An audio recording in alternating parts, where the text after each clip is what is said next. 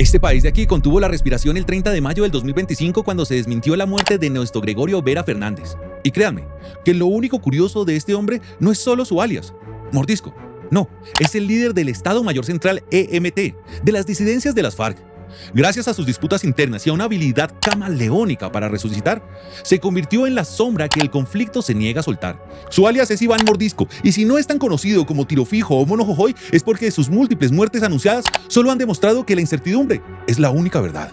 De entrada, este líder de las disidencias fue el mejor heredero de una historia que empezó con campesinos cansados y despojados. Es que si existe una historia que merece ser clasificada en una antología de relatos de ascensos y caídas, de traiciones y alianzas impensables, esa es sin lugar a dudas la de las FARC.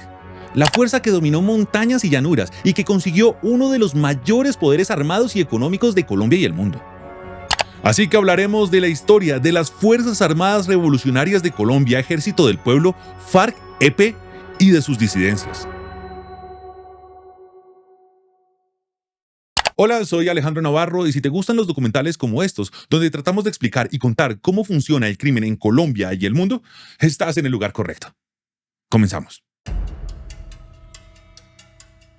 El 30 de mayo del 2025, el país se paralizó. ¿La razón? El rumor de la muerte de Néstor Gregorio Vera Fernández, alias Iván Mordisco, líder del Estado Mayor Central EMC. Luego fue desmentido por el propio ministro de Defensa, Pedro Sánchez. Para nosotros sigue delinquiendo, afirmó, manteniendo la recompensa de 4.450 millones de pesos. El rumor vino de un comunicado del bloque Calarcá del Estado Mayor Central que anunciaba su caída, pero esto generó sospechas. Calarcá y Mordisco tienen una profunda disputa interna. Además, a Mordisco lo han matado varias veces. Incluso el expresidente Iván Duque anunció que había sido dado de baja en el 2022, solo para que reapareciera. Y esa estructura ha sido golpeada en su núcleo central, incluyendo al propio Iván Mordisco. Su caída y la caída de su estructura es un triunfo de la legalidad. Informes reservados sugieren que Mordisco está vivo, aunque con problemas de salud y un esquema de seguridad reducido. Sin embargo, las tensiones internas y las acusaciones de robo de oro entre sus filas demuestran el caos en el Estado Mayor Central. Mientras las operaciones continúan, la pregunta sigue en el aire. ¿Mordisco es el líder de una nueva etapa de las guerrillas en Colombia? ¿Cómo logró ser el líder de la expresión más sanguinaria del descontento de un sector de la sociedad? El descontento campesino no nació de la nada. Fue el resultado de décadas de abandono. La raíz más profunda era la tierra. Millones de campesinos sin un pedazo propio o pedazos miserables, mientras la riqueza agraria se concentraba en manos de unos pocos. Las promesas de reforma agraria se las llevó el viento. Era una desigualdad abismal que no dejaba escapatoria económica. Además, en el campo, el Estado era un fantasma. No habían escuelas, ni hospitales, ni carreteras. En su lugar mandaban los gamonales, caciques locales que imponían su ley, muchas veces a sangre y fuego. Si a un campesino le quitaban la tierra, ¿a quién acudían? A nadie. La ausencia de justicia y protección era total. Sobre este contexto de pobreza y abandono estalló la violencia. Un periodo de violencia que detonó después de la muerte de Jorge Eliezer Gaitán el 9 de abril de 1948. La guerra entre partidos políticos dejó el campo metido en el caos. Campesinos atrapados, sin armas ni apoyo, se vieron forzados a defenderse por sí mismos. Eran la única salida ante la vida de miseria, olvido y muerte inminente. Allí nacieron las autodefensas campesinas, que rápidamente se transformaron en las llamadas repúblicas independientes, como Marquetalia, territorios donde mandaban ellos y no el Estado. Entonces, el detonante final, el punto sin retorno, fue la Operación Soberanía en 1964. El ejército atacó Marquetalia con ganas de recuperar el poder, donde nunca lo habían tenido. Pero lejos de acabar con la insurgencia, la catalizó. Los pocos sobrevivientes se reorganizaron con más rabia, más convicción. Y así, desde ese caos, desde esa tierra negada y de esa violencia política y del fracaso de una operación militar, nacieron formalmente las FARC en 1966. Pasaron de la defensa a planear una guerra total, así de simple, así de crudo. El nacimiento de las FARC-EP, de Marquetalia a Ejército del Pueblo, con la rabia de ese desplante, los sobrevivientes de Marquetalia no se quedaron quietos. En 1966, en la segunda conferencia del Bloque Sur, nacen formalmente las FARC.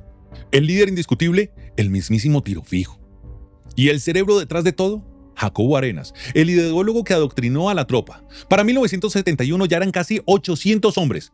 Esto empezaba a tomar forma. Y quiero, en honor a la verdad, marcar aquí algo muy importante para la historia de esta organización. Y es que en todo este proceso, el Partido Comunista de Colombia estuvo siempre hablándole al oído a estos campesinos que desde ese momento se iniciaban en la vida guerrillera. Pero el verdadero punto de inflexión llegó en 1982. En la séptima conferencia, las FARC decidieron que no solo serían guerrilla, serían el ejército del pueblo, FARC-EP. Y así reafirmaron su estrategia, combinación de todas las formas de lucha, es decir, política y balas. Su plan era claro, tomarse el poder en los 90. Y aquí viene lo jugoso. Empezaron a asignar cuotas de dinero a cada frente, a recaudar de grandes capitalistas, empresarios y varones de la droga. Sí, aquí aparece este elemento importantísimo, la droga. La instrucción era clara, que el nombre de la organización no aparezca involucrado. El famoso gramaje, que es el impuesto a los narcos y productores, se convirtió en su gallina de los huevos de oro. Para principios de los 90, las FARC-EP eran una fuerza imparable, entre 7.000 y 10.000 combatientes organizados en 70 frentes. Su poder era tal que se atrevieron a atacar con morteros el mismísimo Palacio de Nariño, la Casa Presidencial y la Escuela Militar de Cadetes. Las carreteras se volvieron zonas de guerra, con secuestros y asaltos a plena luz del día. Aeropuertos, edificios públicos, nada estaba a salvo. La inseguridad era la moneda corriente. Es momento en que tú, como espectador de este video, comiences a ser parte de este selecto grupo. Así que te invito a dar like y comentar este video y suscribirte, de verdad. Esto ayuda muchísimo a mover el algoritmo, porque ya saben, dependemos del algoritmo para funcionar. Así que apóyanos suscribiéndote porque es completamente gratis. Y por supuesto que desde ya, bienvenido a este proyecto. Suscríbete y muchas gracias. El oscuro negocio de la guerrilla, de la tierra al dinero ilícito. ¿Cómo lograron crecer tanto? Con una estrategia económica militar y radical. El narcotráfico fue solo un salto cualitativo y cuantitativo muy grande. Estamos hablando de 2.000 millones de dólares anuales en su presupuesto para el 2009. Sí, escucharon bien, las FARC se convirtieron en el mayor cartel de drogas de Colombia. Pero no solo eso, el secuestro se transformó en un lucrativo negocio. Las pescas milagrosas, secuestros masivos. Estos son de los primeros recuerdos donde yo me empiezo a dar cuenta de lo que estaba metida Colombia. Y si eras militar o policía capturado, eras un prisionero de guerra. También estaba la extorsión y ese gramaje que les permitía controlar vastas regiones, especialmente las zonas cocaleras, que se convirtieron en su retaguardia estratégica.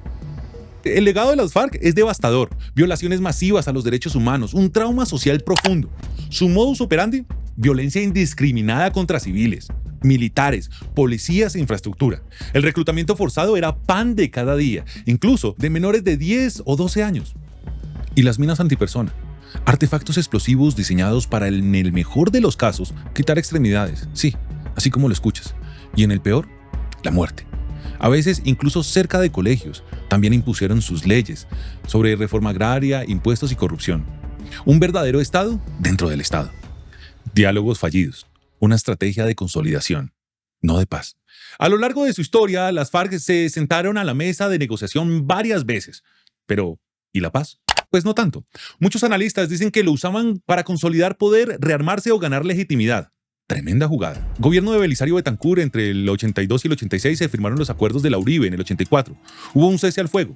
De ahí nació la Unión Patriótica, un partido político para las FARC. Y aquí quiero remarcar que definitivamente hubo intentos políticos por parte de las FARC.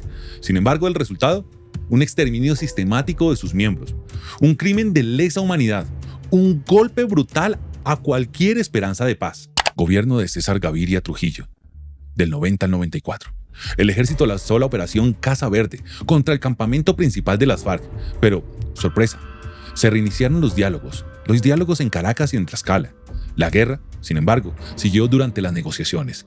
El fin, la muerte en cautiverio del exministro Argelino Durán en 1992. Gobierno de Ernesto Samper, 94 al 98. Aquí la cosa fue más corta. Las FARC se negaron a desmilitarizar la Uribe y chao diálogo. Gobierno de Andrés Pastrana, del 98 al 2002. Aquí se puso interesante y dramático. Pastrana llegó con todas las ganas de dialogar. Se creó una zona de extensión de 42.000 kilómetros cuadrados en el Caguán. Pero el 7 de enero del 99, la instalación de la mesa de negociación se vio marcada por el famoso incidente de la silla vacía. Tiro fijo no apareció. Un desplante al país. Y lo peor, se acusó a las FARC de usar esta zona para fortalecerse militarmente, esconder secuestrados y seguir con el narcotráfico. ¿Recuerdan las pescas milagrosas? Aquí se dispararon. Un caso que generó escalofríos, el secuestro y asesinato de 3 indígenas estadounidenses en 1999. Esa fue la gota que derramó el vaso. Pastrana dio por terminadas las negociaciones. Pocos días después, las FARC secuestraban a Ingrid Betancourt, una reconocida política colombiana. La importancia de Álvaro Uribe Vélez. Después del desastre del Caguán, las FARC siguieron con su negocio, el narcotráfico. Pero el gobierno de Álvaro Uribe Vélez en el 2002 al 2010 no se anduvo con rodeos. Su política de seguridad democrática le dio golpes durísimos al Negro Acacio, abatido en el 2007, Raúl Reyes, caído en Ecuador en el 2008, y su muerte y la información de su computador pusieron en aprietos a varios aliados internacionales de las FARC. Tiro Fijo, el fundador, falleció por causas naturales en marzo del 2008. Mono Jojoy, el temido comandante del bloque oriental, abatido en la Operación Sodoma en el 2010. Un golpe devastador. Estos golpes obligaron a las FARC a pensar en la acción política. Y Uribe también buscó acercamientos secretos entre el 2008 y el 2010. Incluso hubo ceses al fuego unilaterales, pero fracasaron. Especialmente después del discurso de Uribe en las exequias del coronel Julián Ernesto Guevara, quien murió en cautiverio. Las cosas se afilaban, con las FARC mermadas en su cúpula histórica, pero aún con capacidad operativa. El telón se abría para un nuevo capítulo. El gobierno de Juan Manuel Santos estaba a punto de comenzar. ¿Sería esta vez diferente? ¿Lograrían lo que nadie había podido? Paz en La Habana. Un final agitado e incierto. El proceso de paz entre el gobierno y las FARC desarrollado entre el 2010 y el 2016 fue un camino complejo. Inició en septiembre del 2010 con comunicaciones secretas lideradas por el presidente Juan Manuel Santos. Tras reuniones en La Habana en febrero del 2012, el 26 de agosto del 2012 se firmó un acuerdo general. Santos lo hizo público y Timochenko, líder de las FARC, confirmó: Cuba y Noruega fueron garantes, Chile y Venezuela acompañantes. La fase pública comenzó en octubre del 2012. La agenda incluyó temas cruciales como tierra, política, fin del conflicto, drogas, víctimas y refrendación. El hito fue en junio del 2016, con el cese al fuego bilateral y definitivo. Las conversaciones culminaron en agosto del 2016 con el acuerdo final, firmado oficialmente el 26 de septiembre del 2016 en Cartagena. Sin embargo, el 2 de octubre del 2016, el plebiscito para refrendar el acuerdo arrojó un sorprendente no. 50,21% impulsado por la oposición, que lo consideró demasiado indulgente. Ganó. Santos reaccionó convocando a un diálogo nacional. Tras la renegociación, un nuevo acuerdo se firmó el 24 de noviembre del 2016 en el Teatro Colón de Bogotá y fue ratificado por el Congreso. La implementación inició el 1 de diciembre del 2016. Las FARC se desmovilizaron y el 14 de agosto del 2017 entregaron 8.994 armas. En agosto del 2017 se transformaron en el Partido Alternativa Revolucionaria del Común, FARC. Hoy se llaman Comunes, obteniendo 10 escaños en el Congreso, aunque con baja acogida electoral. Y aquí me quiero permitir un yes. Sé que es delicado, pero aquí me permito esta licencia. Los quiero ver derrotados en las urnas. Que de alguna manera se den cuenta por fin que realmente pocos lo querían y que todo el mundo los quería enfrentados, pero en las urnas. Y aquí los celebro, porque los derrotamos en las urnas y ya se dieron cuenta. El 85% de los excombatientes siguen en reincorporación y 436 firmantes han sido asesinados, evidenciando los desafíos de seguridad.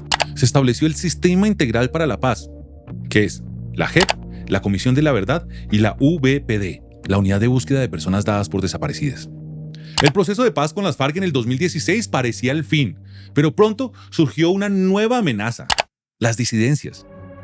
Estos grupos, clasificados como Grupos Armados Organizados Residuales, GAOR, son excombatientes que no se acogieron al acuerdo o que retomaron las armas, prolongando la violencia en Colombia. El problema comenzó incluso antes de la firma. En julio del 2016, el Frente Primero Armado Ríos, liderado por Iván Mordisco, ya anunciaba que seguiría en armas. Luego, en el 2019, apareció la Segunda Marquetalia, comandada por los antiguos negociadores de paz con Iván Márquez. Ambos grupos no tienen reconocimiento político y Estados Unidos los declaró terroristas en el 2021. Aquí hay algo que me parece que el presidente Petro tiene razón, y es que estas nuevas organizaciones pueden ser consideradas de otras maneras, y a mi manera de ver, más cercanas al narcotráfico que a una guerrilla. Digo, se nota que es por el lado de la plata. Su fuerza es considerable, sumando entre 5.500 y 7.000 combatientes, unas 34 estructuras presentes en 123 municipios. Se dividen principalmente en el Estado Mayor Central, de Mordisco, y la segunda Marquetalia de Márquez, con quien el gobierno instaló una mesa de negociación en Caracas el 24 de junio del 2024. Su financiación es brutal: extorsión, narcotráfico y minería ilegal. El impacto es terrible. La Defensoría del Pueblo ha alertado sobre el agravamiento de la violencia, especialmente en el Catatumbo, con 103 muertes violentas hasta abril del 2025 en esa región.